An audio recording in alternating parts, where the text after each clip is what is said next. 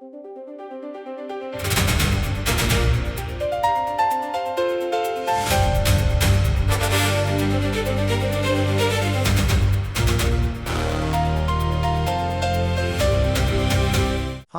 let's begin with the top stories making headlines around the world this week. Global attention was on the Trump-Xi summit in Beijing. While talks eased tensions, no major breakthroughs were announced.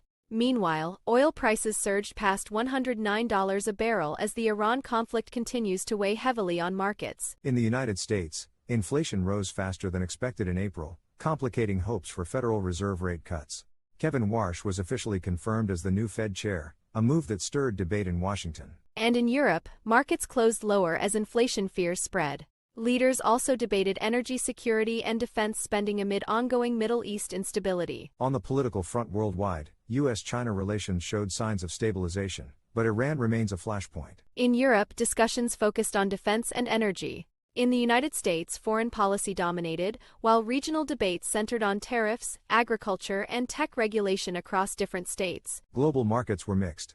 Commodities saw volatility, with soy steady, coffee dropping over 3%, and iron are slightly down. In the U.S., the Dow Jones slipped 0.2%, Nasdaq fell 0.1%, while the S&P 500 managed a small gain. European indices like the CAC 40 and FTSE 100 dropped, while Germany's DAX rose modestly. In Asia, Japan's Nikkei fell sharply and Hong Kong's Hang Seng lost ground. South America also faced pressure. Brazil's Ibovespa fell 0.61%.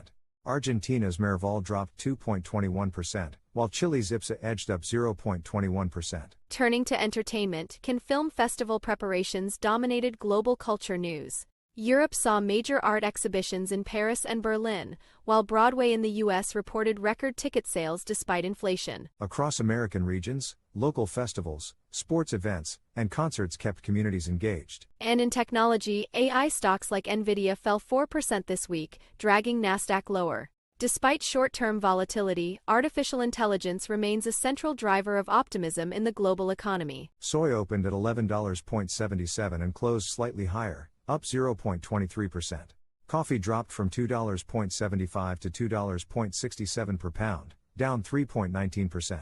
Iron ore slipped 0.32%, closing at $110.77 per ton. In the U.S., the Dow Jones closed at 49,526, the S&P 500 at 7,408, and Nasdaq at 26,225. Europe's DAX rose 0.53%, while the CAC 40 and FTSE 100 fell.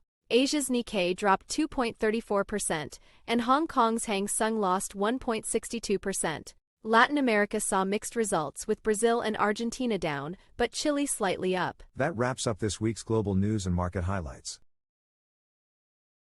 Stay with us for more updates and thank you for joining us.